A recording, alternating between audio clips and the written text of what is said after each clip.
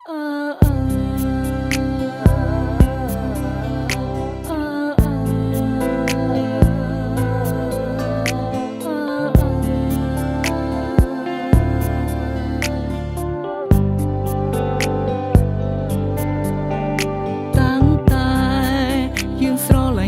ងតែងតែលាក់បាំងអូនលួចមានស្រីនៅខាងក្រៅរាប់ផ្លន់អាយរូបអូននេះសរសើរបងថាជាមនុស្សប្រុសដែលល្អហាមអូនមុននឹងធ្វើអ្វីត្រូវសួរបងសិនជីវ៉ាមិនឲ្យរូបអូនផ្ដេសផ្ដាសឡើយណាត្រូវចាំថាអ្វីជីវ៉ាគឺជារបងរូប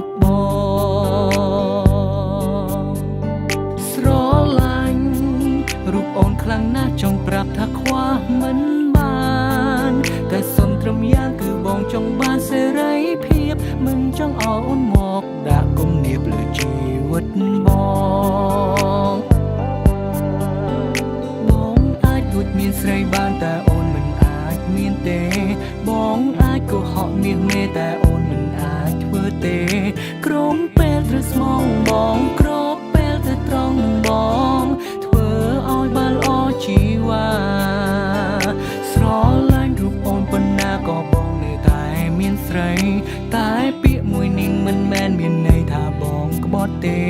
ត្រឹមកុំដល់អារម្មណ៍ពេលឆ្លោះនឹងមាសមេកុំប្រកាន់នឹងរូបបងបានទេ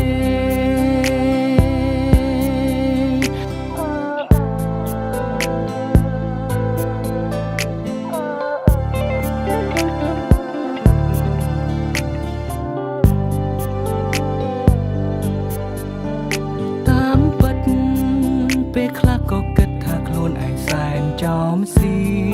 តសង្សារល្អតែមិនកែមានឆ្លៀតចង់តែពីស្រីផ្សេងបើសិនថ្ងៃណាអូនតន់ជន់កែងបងនឹងស្រីផ្សេងទូត្រូវប្រឈមមុខគ្នាបែកឆ្វេងក៏បងមិនលែងដៃអូនឡើយជីវ៉ាស្រឡាញ់រូបអូនខ្លាំងណាស់ចង់ប្រាប់ថាខ្វះមិនបានតែសុំត្រឹមយ៉ាងគឺបងចង់បានសេរីភាពមិនចង់ឲ្យអូនមកដាក់គំនាបលើជីវិតបងតួបងជាប្រុសមិនល្អក៏មិនឲ្យអូនឈឺចាប់តួបងជាប្រុសណែយ៉ាប់តែនិយាយស្ដាប់គ្នាបានតែអូនខុសពីបងអូនត្រូវតែស្មងត្រង់ព្រោះខ្លួនអូនជាមនុស្សស្រីតួស្រឡាញ់អូនប៉ុណ្ណាក៏បងនៅតែមានស្រីតែពាក្យមួយនេះមិនមែនមានន័យថាបងក្បត់ទេ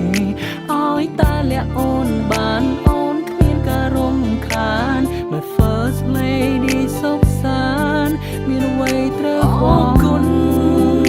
គ្រប់យ៉ាងដែលអូនផ្ដល់ឲ្យបងពិតមានក្តីសុខមិនដែលស្គាល់ទេទុកជាតិនេះ